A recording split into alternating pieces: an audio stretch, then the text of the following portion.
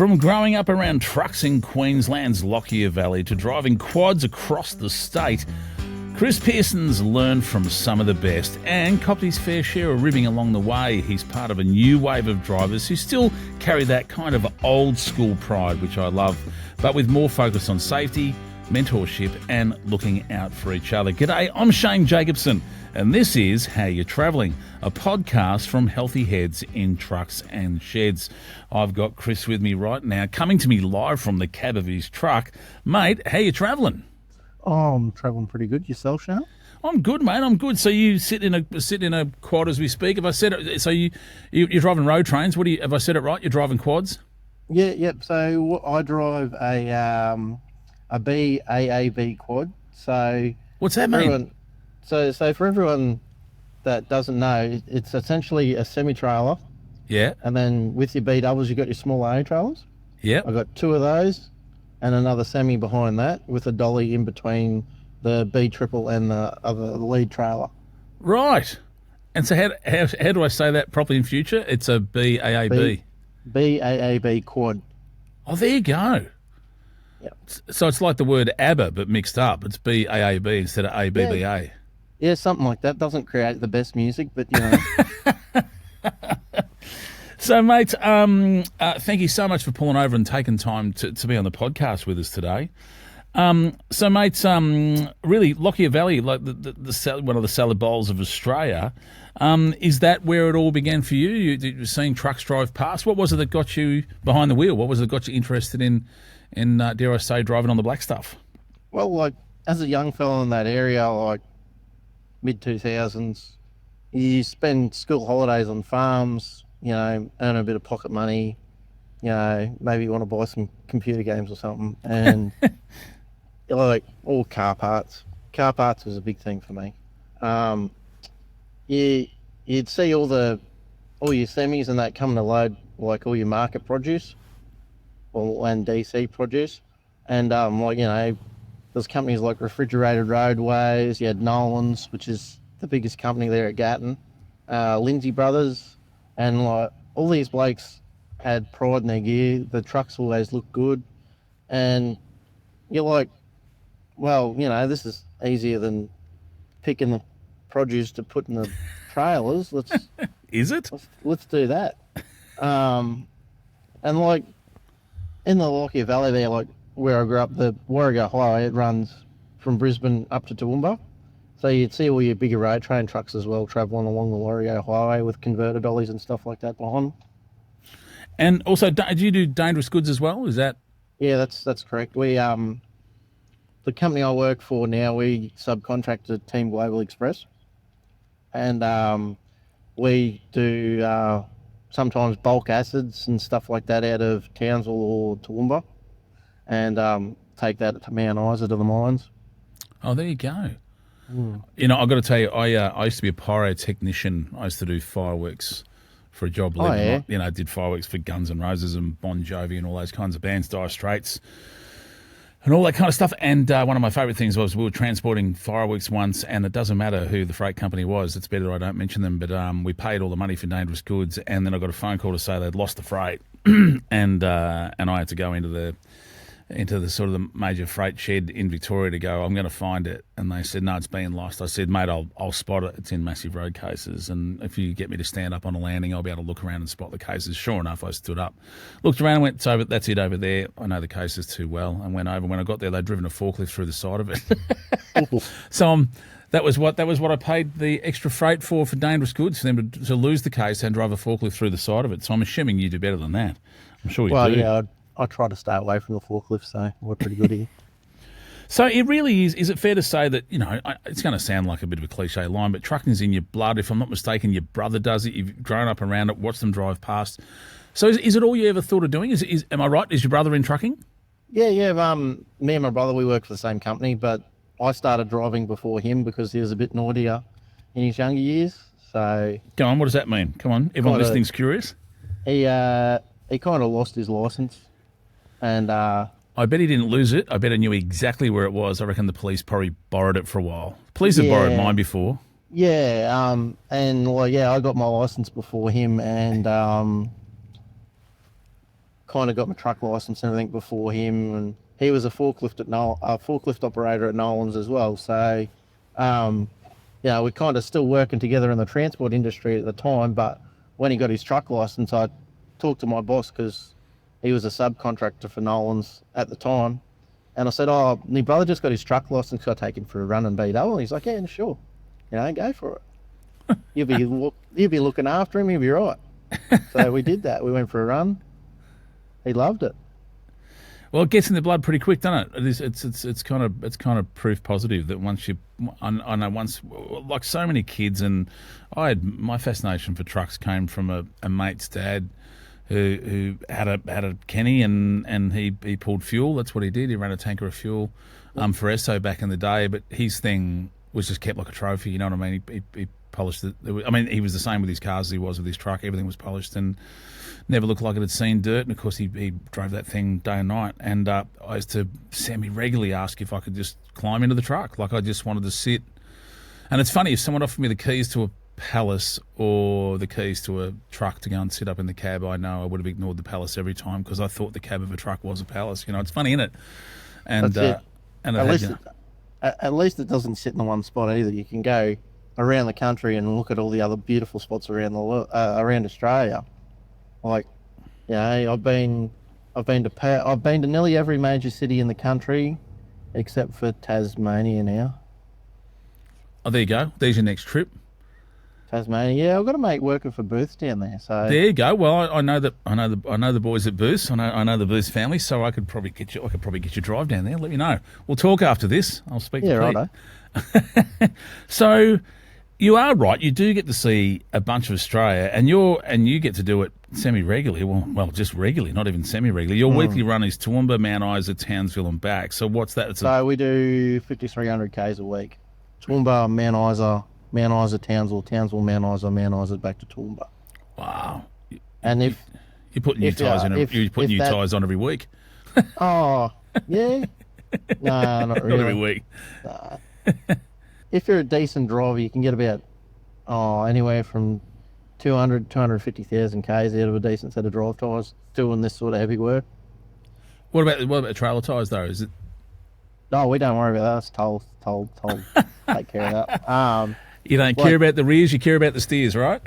Oh, you still check everything, make sure it's all hunky-dory. So I've got to ask, like those kinds of distances, I mean, dare I say it, you're, in my mind, that you guys were part of the target audience, if you will, when we started this, going long-haul truck drivers. I mean, you sit right in the pocket of that. I've got to ask, we've on this podcast, we've spoken to so many people about so many different strategies. How do you manage fatigue and prepping the right kind of meals and trying to keep fit on the road? How do you go with that? Where do you sit with all that stuff?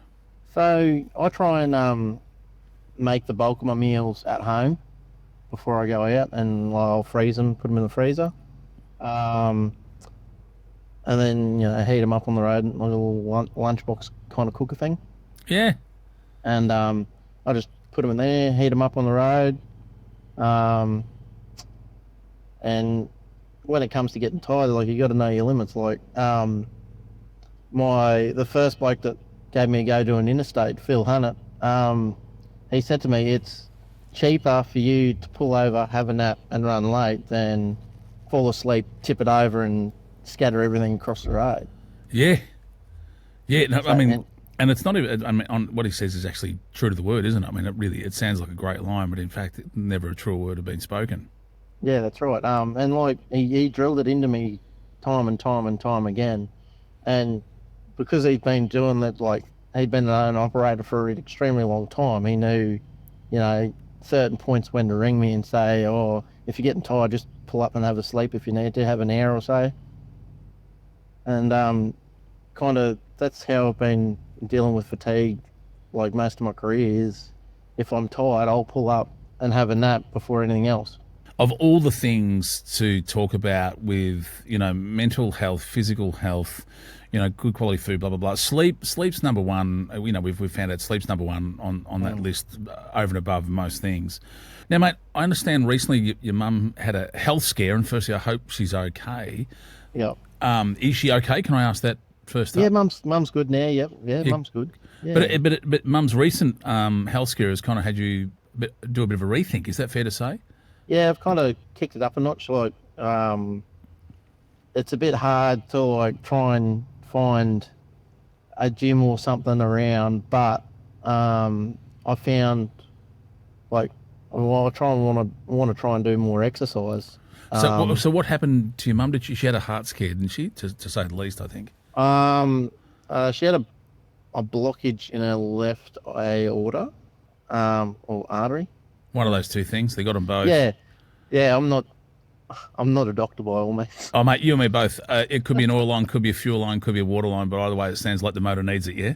Yeah, yeah. So she had a blockage, and like she thought it was just, she's one of these tough old birds that's like, oh no, no, it's just like, maybe I pulled a muscle or something, or it took her a whole day of chest pain to go, oh, maybe I should go to the hospital. Oh, God.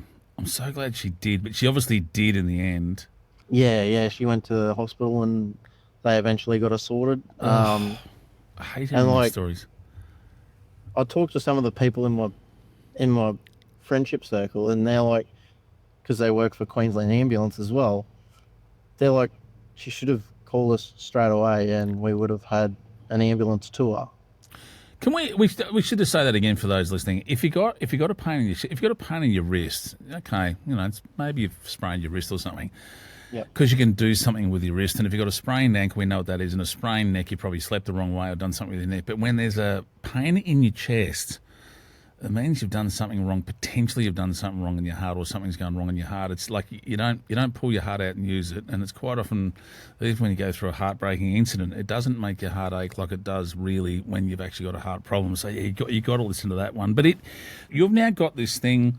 And this sounds weird because we're not here to do any promotions of any businesses, but Snap Fitness, you've got a membership now, I understand, with Snap Fitness. Yeah, that's and right. Like I said, we're not here to promo them necessarily, but so is it true that your membership is valid anywhere in Australia, so you can go to any of their gyms as long as you're a member? Is that right?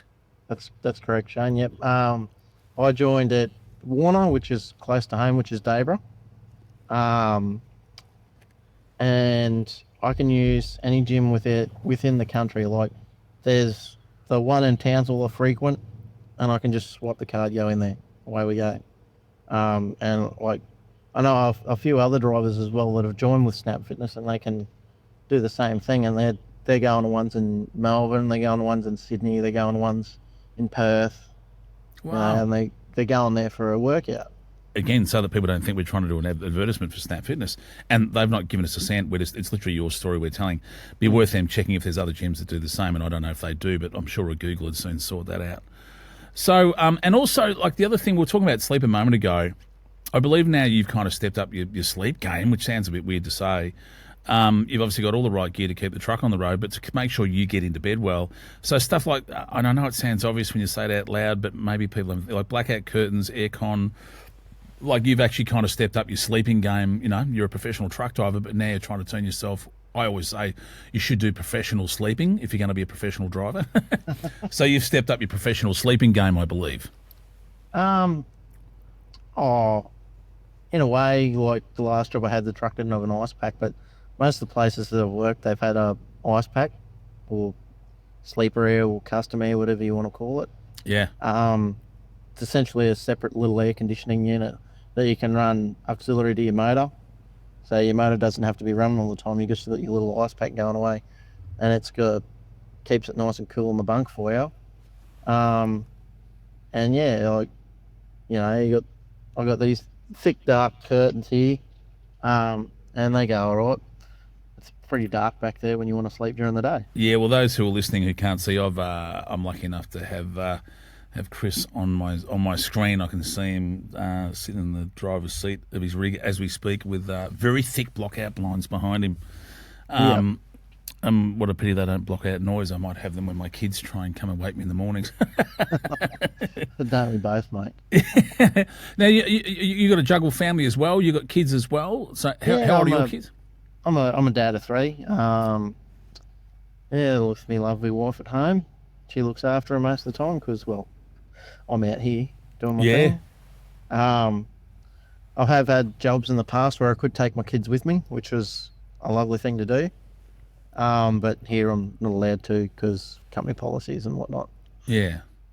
And how do you go with those struggles, mate? Because there's people here. Because I mean, again, I've said it before. Long haul. I mean, you've got long haul covered, 5,300 kilometres a week, 5,300. How do you go with those struggles and struggles, mate? Oh, technology helps a lot. Yeah. Like you can FaceTime them or something when you pull up.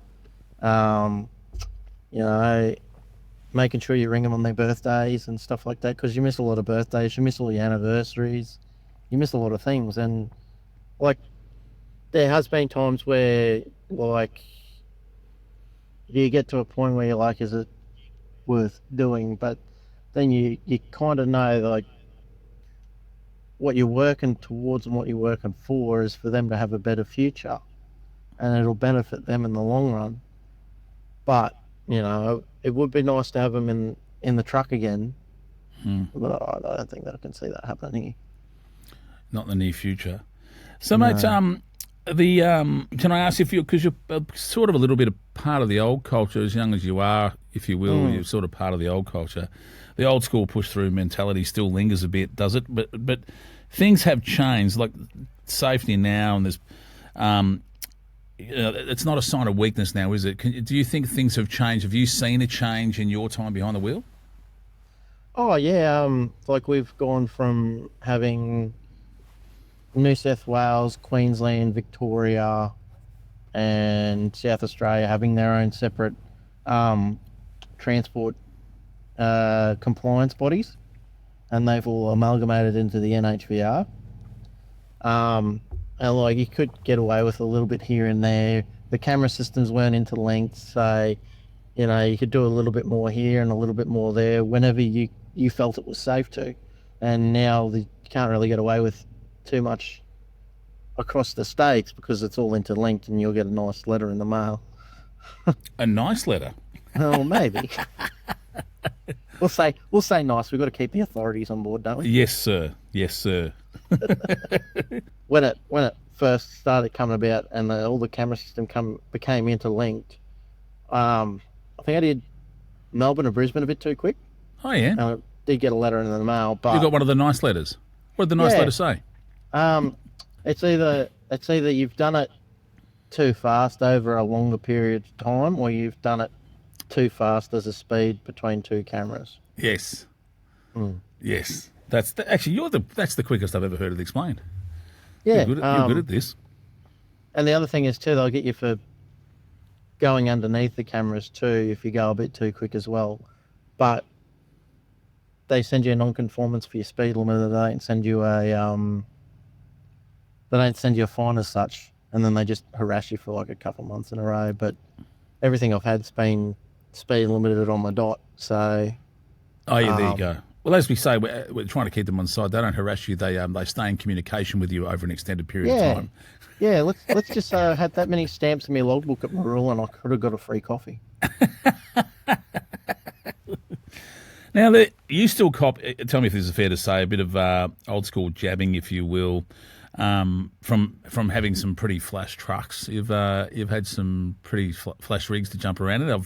I've looked at some of your pictures online. So Yeah.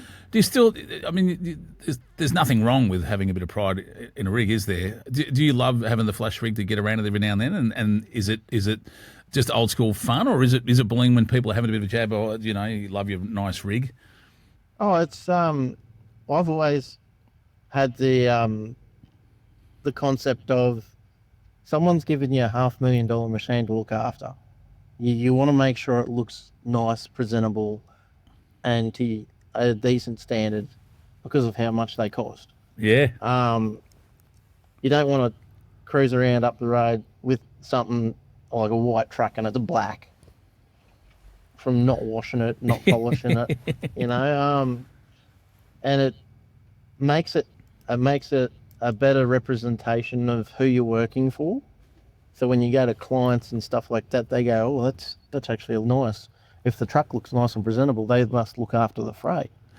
Yeah, it's such a good point, isn't it? It kind of does show or indicate the kind of character that might be driving the truck, which is exactly that. And they might, well, the trucks are well serviced. We can rely on them. They're looking after the gear. They're looking after our freight. They're looking after themselves. The stuff's probably going to turn up in good condition on time. I mean, it does send a message, doesn't it? Yeah, yeah, and like sometimes that'll give people the irrits a little bit because they're like, oh, look at you, show pony. It's not a show thing. It's a work truck. You know, you're always polishing it, making it look good. Why do you do it? You're just wasting your time. And I'm like, if you don't love it, like you can tell when people don't love it because the truck will look like an absolute pile. Yeah. And well, my brother's the same as well. Like because we get the opportunity to drive such an expensive piece of equipment, we look after it. We don't want to be mistreating it or, you know, having bits and pieces falling off it. We always check everything. We always make sure it's nice and spotless and presents as new. Even Brad Pitt combs his hair nice, you know what I mean? Yeah, yeah. And how old's he? Exactly. That's an old bit of kit, you reckon? Yeah, George Clooney too. You know? Yeah, he does his hair. So, you know, still got to have some pride, wears nice clothes, brushes his teeth, washes his face before he leaves the house. Exactly. Now, mate, one of the reasons that I wanted you on this podcast was because there's something we've spoken so often on how you're travelling about the obvious things about people, you know, cars jumping in front, jumping in your braking space, you know, people that don't know how to share a road with heavy vehicles or even just with other road users. But one thing that we've never touched on is the other thing that our truck drivers have to put up with or endure on the road is car accidents that you're not even a part of. That's correct, Not someone that's pulled out in front of you. Now, mate, I know, if I'm not mistaken, you've already had to turn up at 7 fatal car crashes, and that's just ones involving fatalities. Presumably, there was many more as well you had to turn up at. Yeah. And you had to, the first fatality you pulled up at, you were only 24 years young, and you've had to attend 6 more after that. I mean, that must have been a lot to deal with as the truck driver. And like I said, we've never spoken with this. That's why one of the reasons we wanted to get you on the podcast is that's a lot to deal with, mate. Firstly, isn't it? Yeah, yeah. It's a fair bit to unpack, especially when, like, I mean, as a kid, you see it every now and then where we lived because we're so close to a highway, but you're not actually involved with it. You just see it. You know, it might just be the police cars or emergency services around the incident scene, and they've already blocked your view of everything, so you don't see anything. But being actually involved with it and trying to participate in some sort of road crash rescue it's a lot different. Yeah. And when you say involved, these aren't accidents you've caused or necessarily been a part of. It just means you're first on scene sort of thing. You've happened to you're at the office, so to speak, and unfortunately your office moves down the road where you drive past these things and go, hang on a moment, there's no one there yet, so you've had to pull up the rig and go back and be one of the first kind of responders first on scene. You're there as it happens, or just after it happens most of the times, and you could be there before anyone else is there, and you kind of got to try and do your best to help the person in dire need. And again, I'm assuming you've been to many other accidents as well. You know, these are just fatalities. You've been to many other accidents on top of that. So, mate, how do you decompress is probably the wrong word. It's not strong enough. How do you unpack that after all that? You've got friends who work in the ambulance service. You've got some friends. Do you speak to them? What do you do to try and work through that? Yeah, like through my time as well, I'm a volunteer firefighter as well at Dover District Rural Fire Brigade.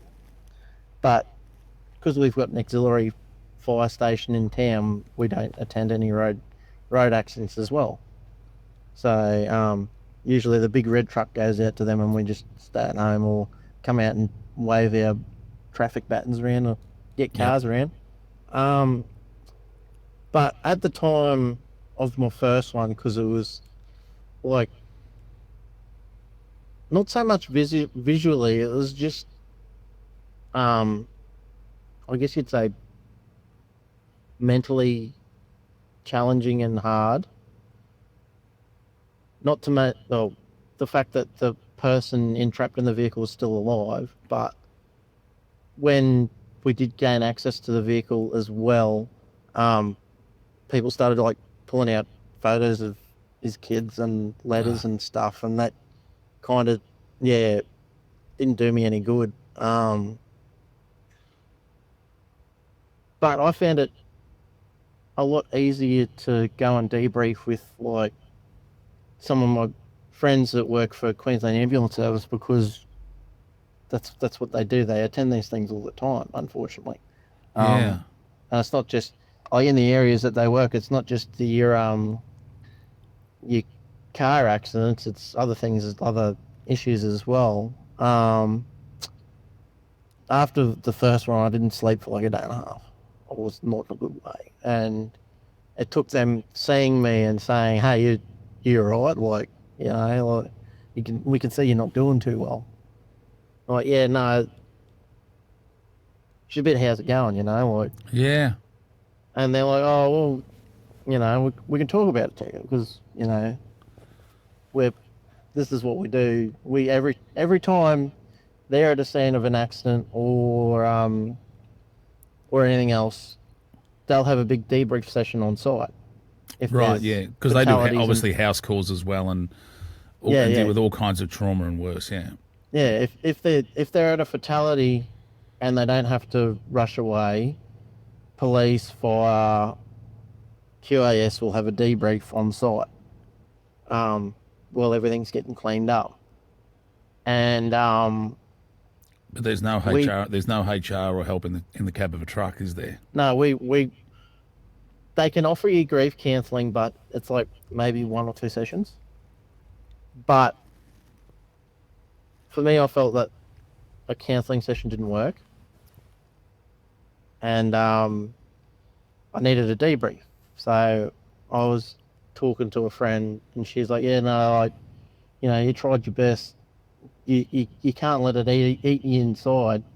You just got to, you know, kind of talk to people when you're not feeling the best about it, and things that might set you off." And like, I probably sat and had a good chat to her for an hour, and then, you know, we went away and I felt a bit better. And then she'd come back and she was like, "There's absolutely nothing you can do, because they're not supposed to, but they can see particular incidents that have happened."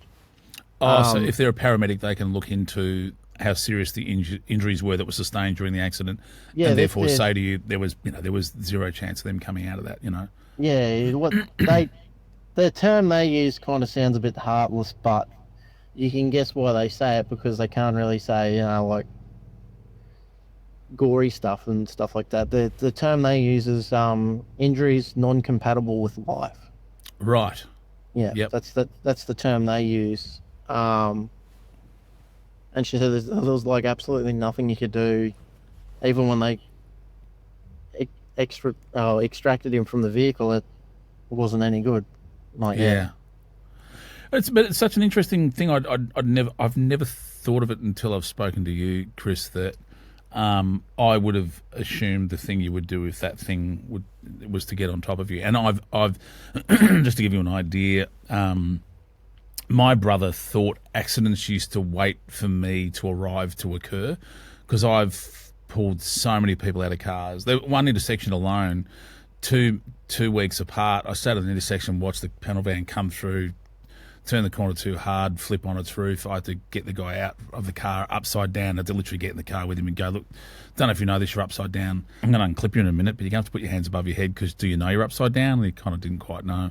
And then next week, same intersection, like another accident, same corner. And I went to a party once and had a woman go, "Oh my God, it's you." And I'm like, I don't think we've met. She went, "Yeah, you pulled me out of a car on Punt Road once." I went, "Oh, right, yeah, the yellow Falcon, yeah." She's like, you don't remember me?" I went, "No." She said, "Mate, we were all, there was a fair bit going on in that car and you dragged me out of it." I went, "Oh, look, I do that all the time, but it happened a bit." So literally, my brother reckons accidents used to wait for me to arrive to occur, that they just happen in front of me. But one thing I'd never factored in, and I haven't been to too many fatalities. I've been to one, but a lot of serious ones. But I just never thought about the fact that I always thought you go to counselling after that. I never did, incidentally. Yeah. But for you going to fatalities and witnessing what you've had to witness in fatalities, the idea of speaking to paramedics is such an interesting way of doing it, because you've got friends who are paramedics that they can talk you through. We experience this quite a lot. It's such an interesting angle, and one that I wonder if people, drivers out there who are driving now, or people who work, and it doesn't matter whether you're a truck driver or you work in large sheds that we talk to as well, our warehouse workers, that if they come across an incident like that and something like that occurs, that maybe reaching out to someone in that field may be a different way of approaching it. It's an interesting way of looking at it. Yeah. So, mate. So now, so what do you do now? The chances of this happening again, I guess, unfortunately, because your office moves down the road. We've established it twice now. You do 5,300 kilometres a week with your office driving down the road. The chances are you're going to go past another accident. Are you hesitant? I've got to ask you, are you hesitant to get out and help them, or do you find yourself still getting out and helping at the same speed? It's always been in my nature to try and help and assist people. Like, that's just how I've grown up, as if someone's in trouble, you kind of try and do your best to help them. Yeah. And like, if something happens in front of me, I'm always maxi brakes on, out the door, boots on, let's go. You got to try and help and assist that person, though, whoever's in need. I mean, like, there's been a few times where I haven't been the first person there, but, like, you still try and want to stop and help. And even if it's someone broken down as well, because I travel through some remote places, like, yeah, I bet. You want to try and stop and make sure they're all right and they're good to go. Because chances are you might be the last thing to go past them before darkness falls, yeah? In some of those remote...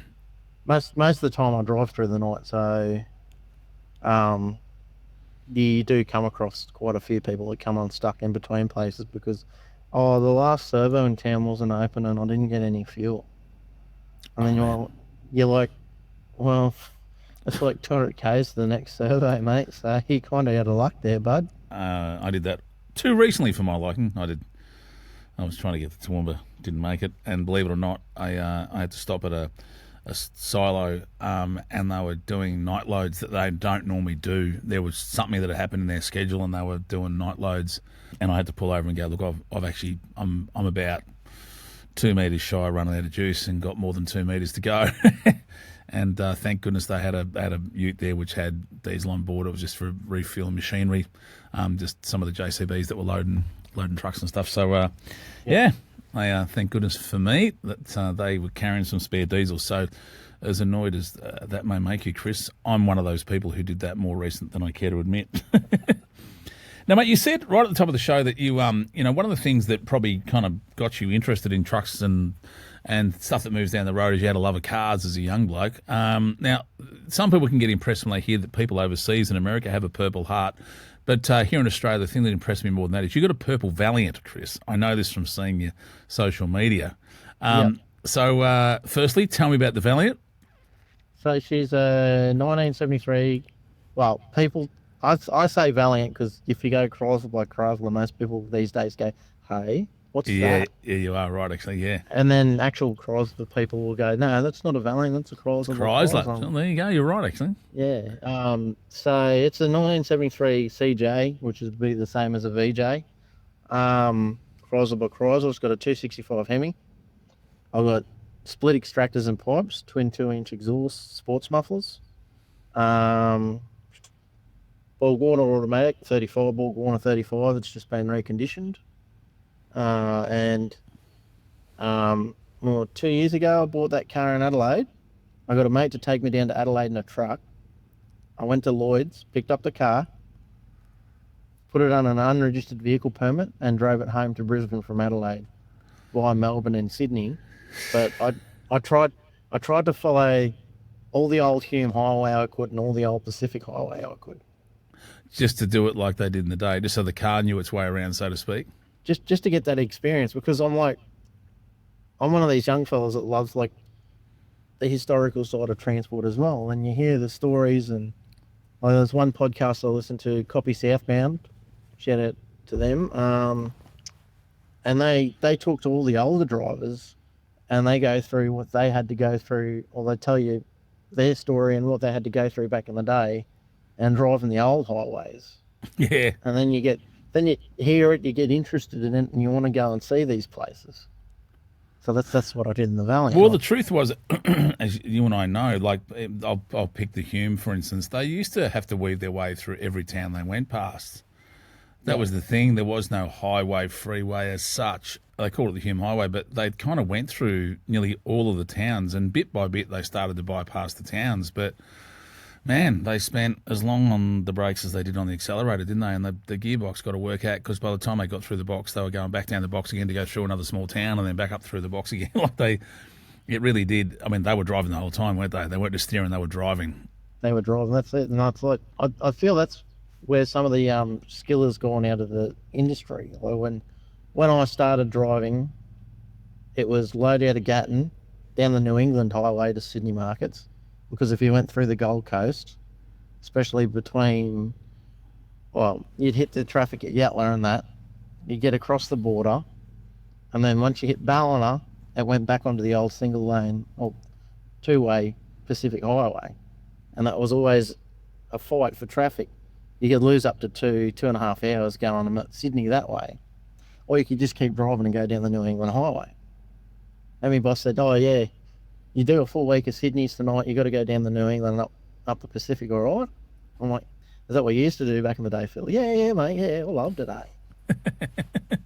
Because you got to remember, like, probably back when he was first driving as well, the Pacific Highway wasn't actually a nationally recognised highway. It was actually the New England that was the main thoroughfare between Sydney and Brisbane. Yeah. And he could tell me which paths to look out for, where to go, you know, which places had the best food. And yeah, it was a good experience to start at that point, because then you actually had to drive and figure out, you know, what does what can I do, what can't I do, where can I drive quickly, where can I drive slowly, where do I have to drive slowly. But now, like, everyone just Sydney, Brisbane, Pacific Highway, it's dual carriageway all the way down. All the way, yeah. And you point it north and stay on the right pedal, yeah? That's right. Or south if you're coming the other way. Yeah. So, mate, your love of cars, is it you're working to raise a family, pay for a family, provide them a future, of course. But what's your dream, mate? What are you saving for yourself personally? You know, when you're sitting in the truck, what are you thinking of? What's that next thing you want to get for you? What helps keep you on the road other than supply, you know, supporting and supplying for family? Like, I always think of them first, put myself last. But, you know, I do like to maintain my vehicles nicely. Well, I'm happy with what I've got at the moment. So yeah, that's a great spot to be in. That's called content, and not many people can yell that stuff out loud. So, like, the wife's got a new car because, you know, the wife and kids need to be safe, and I got my Subaru as my daily driver, and then I got my Valiant.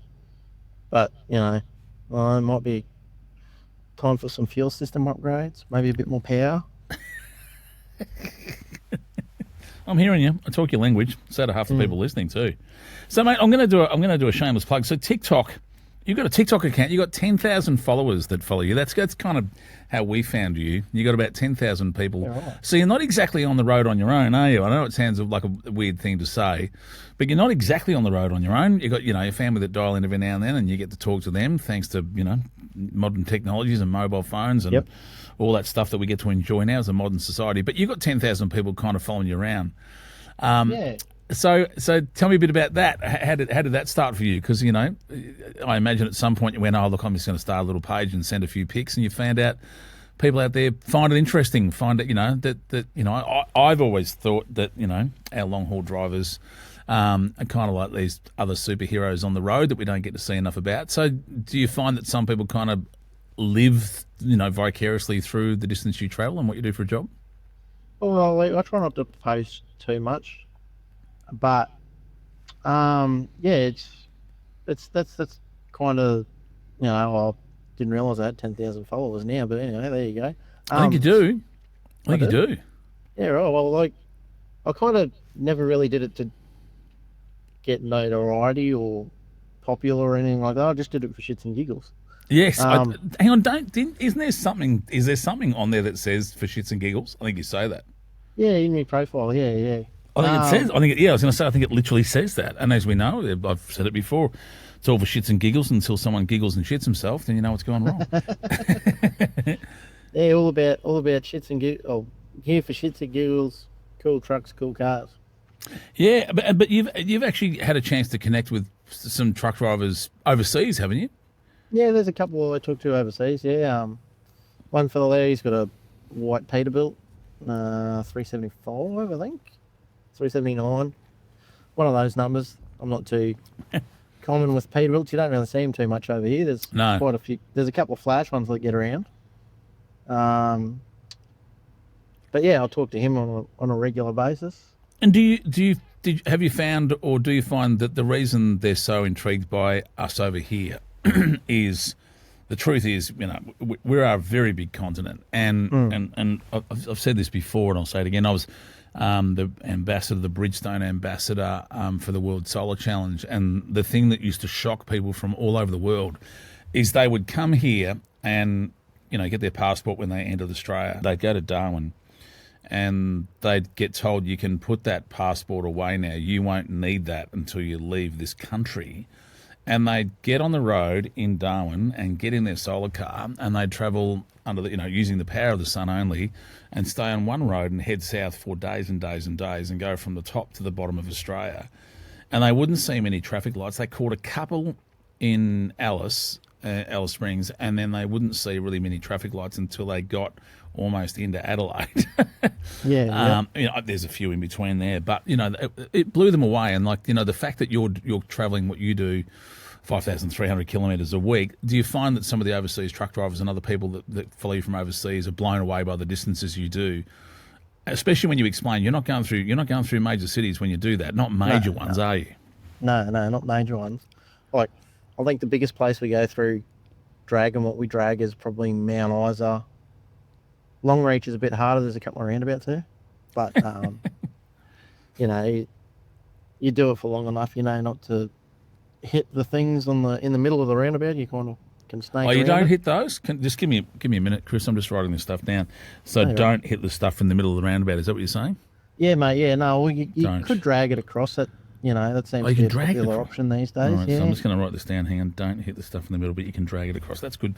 They're good tips for next time when I drive the B double, mate. If I'm dragging 4 boxes behind me, honestly, if I can get it to wherever I'm going, whatever it takes, I'd be just happy that I turned up with the same amount of boxes behind the truck that I left with. I'll leave that kind of driving to you. Do you want to come up and drive one? Mate, I would love to. Again, we'll save that for after this. When we finish doing the podcast, we'll probably talk more about cars. Now that we're going to discuss family, because you've got 3 kids. Your kids are 6, 8, and 10, if I'm not mistaken, and just trying to keep that together. I don't want to touch back on that again. So balancing your life on the road with a wife and 3 kids. So how do you do that? Especially when you're doing the distances you're doing over 5,000 kilometres a week. How do you keep that in check? Well, I try and plan my family holidays around school holidays and stuff like that. So if the kids are on holidays, I'll try and take a week or 2 off and just to spend the time with them. But when I get home, I'm home. I get home Thursday nights to go again Saturday night. So I get most of Friday at home. Well, the kids are at school and everything, but you get Friday afternoon, you get most of Saturday, you'll have a bit of a nap before you go, and then you can spend most of the time there with the kids. And you try and make the most of it as you can when you're with your family. And if I'm not mistaken, do you do timed calls? Do you make sure you make calls to the family before they go to bed? You've kind of got a bit of a routine to make sure you call them before bedtime, sort of thing. Like, yeah, you try and get in contact with them if I've got service as well before bedtime. I'll try and make sure that everyone, is going to sleep doing all right. Make sure they're behaving. Yes. Mum Mum usually gets a bit how's it going when the kids aren't behaving too well and Dad's not home to help them pull them in line. So you get to do a little bit of that, a bit of remote parenting. Yeah, a little bit, mate. Yeah, It's the a bit of best a the best I can over the phone, because a physical presence is a bit more has a bit more authority than just a face on the phone sometimes. I always knew I was in a bit of trouble when my father's voice went deeper on the phone. And our son, as soon as I heard that, I went, I've been dobbed in here. Yep. So, mate, the guy that gave you advice about, it's sometimes, kind of forget the schedule, if you will. You're better off to pull over and have a bit of a rest, because it's cheaper to actually be 10 minutes late or 15 minutes late with the freight than it is to have an accident and have the stuff, it's kind of sprawl over the road, if you will. Have you had many mentors in your journey that have kind of helped you understand the world of trucking? As we know, in the past, people say there's certain traps with trucking about we've discussed it many times on this podcast, which is, physical health, mental health. There are parts of the job that can drag people down. Have you had great mentors that have helped you through your journey, and what has their advice been? Yeah, well, most of the people that I know have been in the transport industry or had someone related in the transport industry. Most of the people I grew up with in the area as well, they kind of went to the transport industry a long time before I did, so they had more of an idea as well. And, like they give you pointers, like the first time I went to Perth when I was doing east-west, they'd say, make sure you only do your 90 in South Australia as a road train. You got to follow certain rules through certain towns, like through Port Augusta you can only do 40. Once you get west or north of Port Augusta, you can do 100 in a road train. All the little things and bits and pieces to look out for when you're out on the road is probably best to talk to, people that have actually travelled through the area and people that'll listen to you. And then personally and emotionally, some advice. Back in the day, were people giving advice about how to look after yourself, personally in the cab of a truck, or back then no one was having those chats? Not really, I don't think so. Like every now and then, because the culture was a lot different back then too, they'd probably have their debriefs around. I don't know, they used to do these things called gutter parties where, they all get around, have a few beers after a run and kind of after everyone's unloaded, and they kind of talk about what happened through the night. That's something you don't really see anymore either. It's like a bunch of blokes, a bunch of trucks parked up, just having a chat about the run that you've done. Usually everyone just kind of goes to bed and that's it. Yeah. Is there still a camaraderie? Would you agree or disagree that there's still a camaraderie on the road, with CB Communication? And when you get to a roadhouse, do you get a chance to kind of try and find out if there's any truck drivers that might be going through a roadhouse at the same time, where you can hook up and have a chat or just have a bit of a debrief or a coffee together? I've got a group of contacts that a fair few people that I know. I usually say, hey mate, where are you? Are you around here? Maybe you want to pull up and have a chat and whatnot. And usually, we'll stop somewhere and have a coffee together. And the whole camaraderie of you see another truck driver broken down or blown a tyre or something. Not so much on the East Coast anymore. It's pretty much dead and gone on the East Coast. Up and down the Hume, up and down the Pacific. Happens a little bit there, heading up to Cairns, because you still go through quite a few remote places. But across the Nullarbor, heading up the West Coast, going to Darwin, some of the places there, if you see another truck broken down, you always pull up and make sure they're all right, because of the remoteness of where you are. You don't always have phone service, so you got to make sure they're able to get mobile, or they don't need you to contact someone when you get into phone service. Right, yeah. Yeah. And and to young drivers that are starting out that don't know, say they're part of a small company and don't really have a family on the road, if you will. What advice would you give them? Just ask some of the older drivers that will actually want to guide and help you. Like, there's a few, as I was coming up, there's a few that would kind of, you'd ask for advice and that, and they'd be like, "Oh, you figure it out, mate," Oh, right, yeah. And they're usually the people that get upset when you start running rings around them. Or, like, I used to do two up for a company, and I was working for an old fella there. I was working with a fella there, and like, I bombed him for coming down to Toowoomba Range because he had the brakes smoking. We were full load of produce in the road train. He had the brakes smoking. I woke up because I could smell the hot brakes. And then I bombed him for it. And then he's, you shut your mouth, you young fella. You don't know what you're talking about. I'll drive it how I want to drive it. I'm like, yeah, you drive it how you want to drive it. It ended up upside down. Yeah. Table drain. Just people like that too, who they might be older but not necessarily more in the know. Kind of will try and bump steer you into doing things the wrong way. I'm also one of these blokes where if someone comes to me and says, "Oh, I want to learn how to do this," I'm like, let me know if you're genuine, and then I'll try and explain the best I can to you, the best ways to do it, how to do it. There's a podcast group I'm with, a podcast from Brisbane, Bloody Brilliant Beers. I don't know if you've ever heard of them. No. They got like a small select chat group of people with the main people from the podcast, and all the blokes there are like, accountants. There's one fellow that works for Queensland Government Air. He's a flight officer. So, and like their flight officers, they also do all the winch work and stuff like that. When they go out on rescues, they winch down and help the people. Right.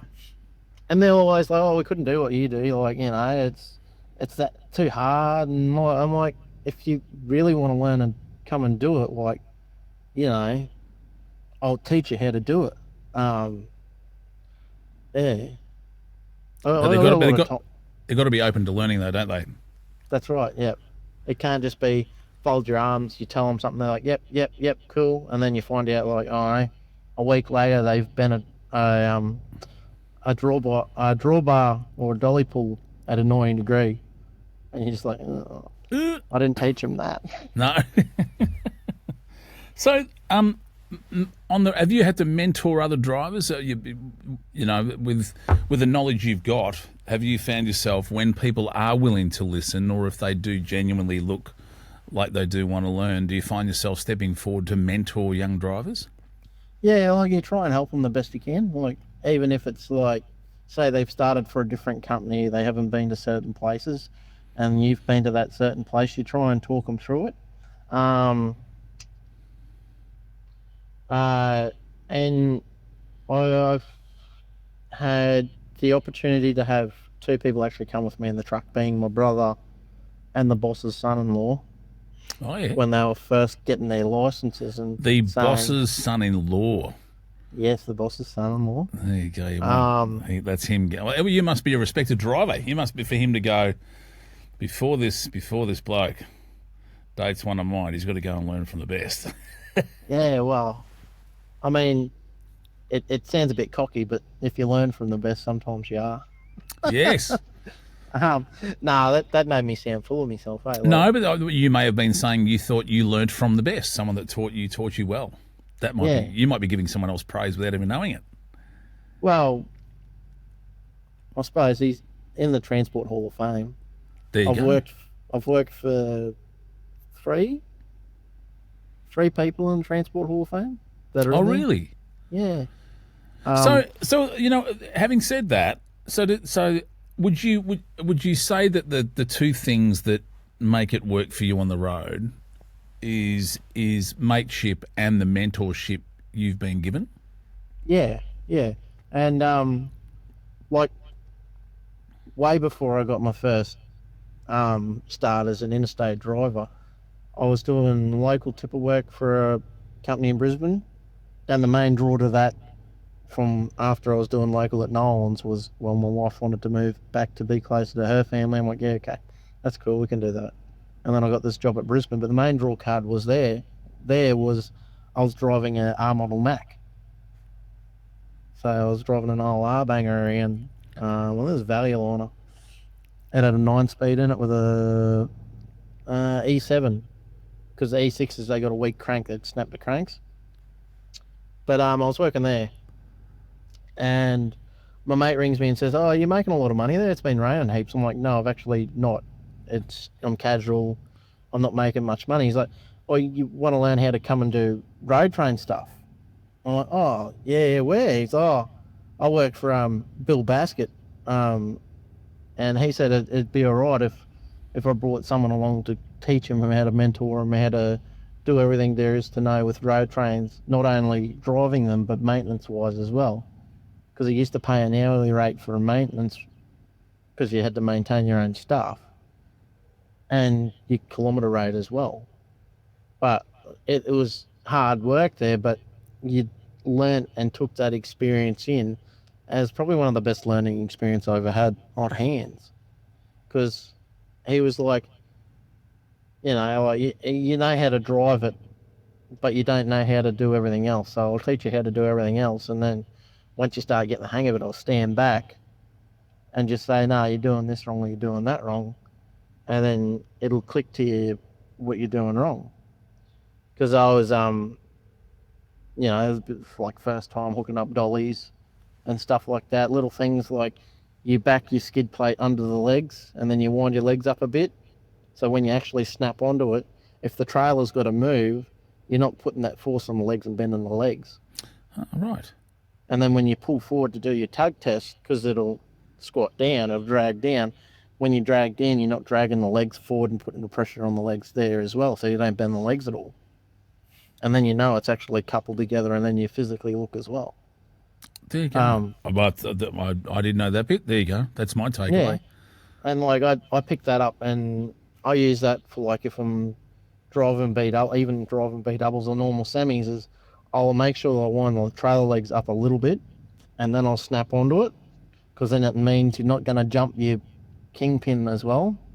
It'll couple together nicely, and you know you can do the tug test without bending anything.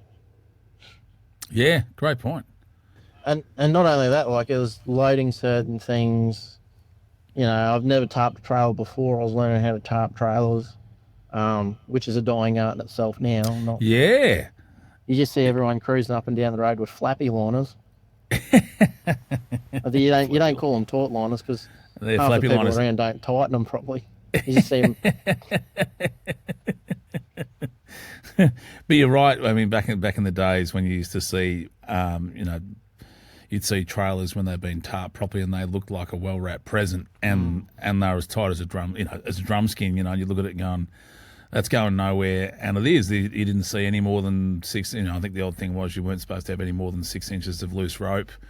I think that was a That's thing. still a thing. But that's the thing is it comes down to mateship and mentorship, as you were saying. Like if you've got the right people around you, a mate will tell you how to do it better, and a mentor will do the same. So, it's a great lesson to kind of hang out with people who want to kind of teach you how to do it better, and also be open to being taught how to do it better.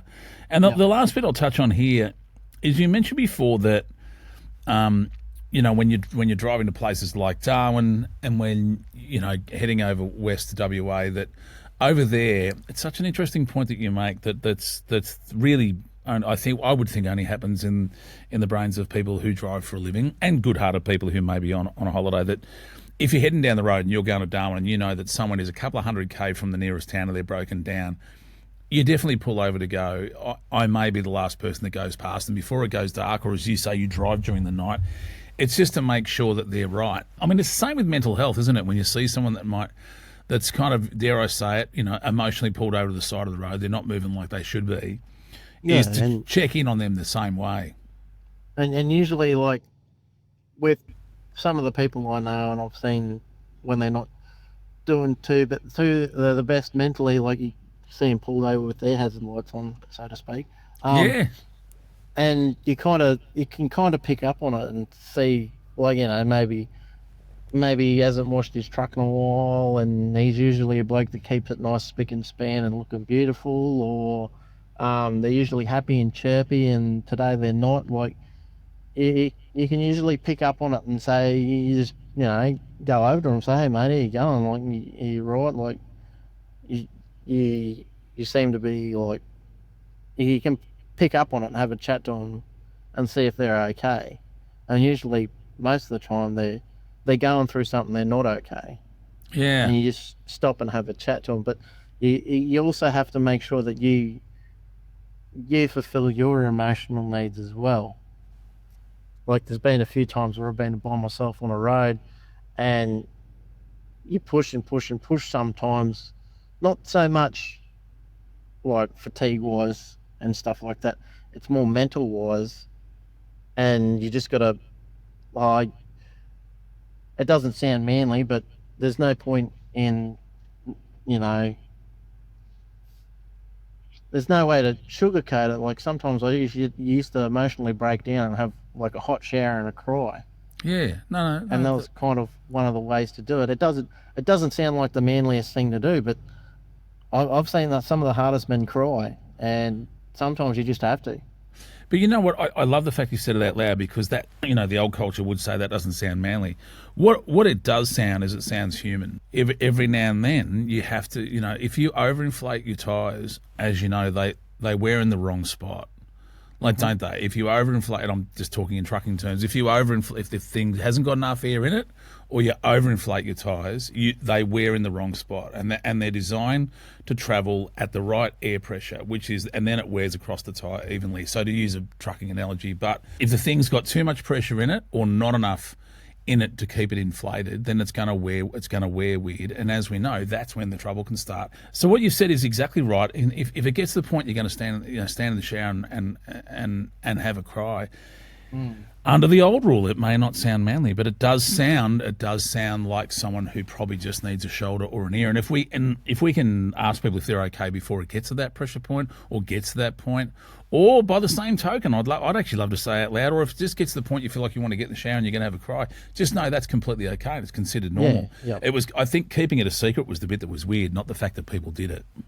Yeah. Well, like, it's funny the way that you say, like, you overinflate your tyres. If your tyres are overinflated in summer and you're running along a hot bitumen road, what's going to happen to them? They're going to explode. Yeah. And usually when you get to that point of explosion, it's not the best situation, is it? No, they catch fire and you burn the whole load. It all goes, like, literally, as you know, they're too much pressure under heat in a heated situation, and they go bang. And humans are exactly the same. And then next thing you know, and you've exploded for no reason, and you've set fire to the whole load. Again, we're going with trucking analogies, but you've snapped at something's gone boom when it shouldn't have ordinarily, and ordinarily it wouldn't if the conditions weren't heated, or you went under too much pressure or overinflated. And next thing you know, it all starts to go wrong at pace, and you go, how did that happen? But you rewind the clock and go, there was too much pressure. I hadn't let the air out of my tyres, so to speak, and I was overinflated on a hot road. So, and I know we're continuing to talk in trucking terms, but I think sometimes, that's what you've got to do. You've got to put it in terms that people understand and go, no, you're right, actually. I did let myself get to that point, and I wouldn't have done it with my truck, so why would I do it to myself? That's right. Always check your tyres and check your tyre pressures. Make sure they're good. Yeah, and again, we're going to stick with it. That's exactly what we're saying for the individual. And you know what? You got, all professional drivers know how to walk around the truck and make sure it's okay. And the truth is, if we do a lap of our friends emotionally as well, you got to trust your gut instinct. You're not a fully qualified mechanic, but let me guess, you can walk around your truck and have a rough idea if that thing's going to be right to get down the road. And none of us are psychologists, or I guess none of us are, but you can do a bit of an emotional lap around your friends in conversation and go, I don't reckon that thing's travelling safe. I don't think that thing should be doing an interstate run, a long haul over the next week or two without one of us having a chat or a check-in. So, yeah, and that's right. And you got to make sure as well that you don't surround yourself. Well, we'll use trucking terms here. You don't surround yourself with bad mechanics. You got to keep the good mechanics around with you.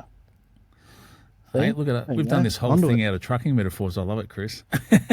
Now, mate, I'm going to do you a solid. I actually know for everyone listening, we've got the wonderful Chris Pearson with us. He's actually sitting in his rig at the moment, and I know I've kept you for quite a while. Well, mates, you're talking to us out of the rig of your truck. I don't know if you're about to hit the road in a hurry, or are you about to have a bit of a nap before you hit the road? Oh, we'll see how we go. Yeah. Well, a couple of the trailers are here. Might be waiting for a third one yet. I'm not too sure. Well, mate, I'll either way. If you've got to hit the road, we don't want to take up too much of your time. And if you're going to get a bit of a snooze before you hit the road, I don't want to take up any of that time either. I want you to do some power snoozing, professional sleeping before you do your professional driving, as I probably said before. So, mate, I'm just going to ask you a couple of fun questions here. What's the song that gets you through the last leg of your drive? You only got 100k to go. Have you got a song? Have you got something coming to your last leg? Or what sort of song comes on in the cab when you go, oh, man, like the next 3 minutes is going to be a joy to drive because the song just gets you humming? Yeah, driving wheels gets me going pretty good. Yeah. Oh, there you go. Old Barnes, he's a big rep for the industry back in the day. Yes, absolutely. And as well as John Farnham as well. can sing. Man can sing. Last one. What's the weirdest thing you've seen through the windscreen of your truck? If I say, what's the weirdest thing you've seen when you go, what the hell's going on there?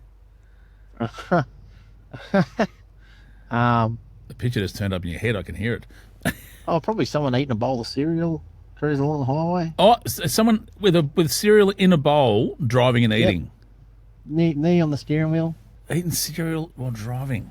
They may be a fool, but they must be a very good driver.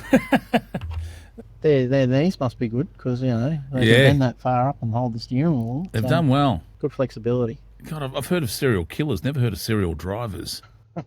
Hey, Chris, I should do you a solid here and let people know where they can find you.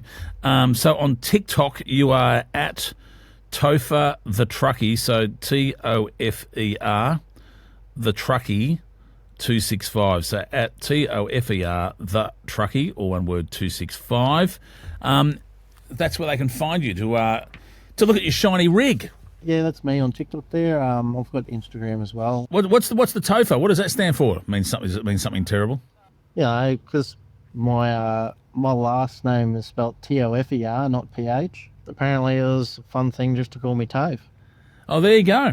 Done. So a lot of people through school called me that. So it's stuck. Yeah, and 265 on the end there because, well, I'm a Chrysler man. Yeah, you are. It's the 265 Hemi, yeah. Yeah, mate. So, mate, I do want to do a bit of just a few takeaways.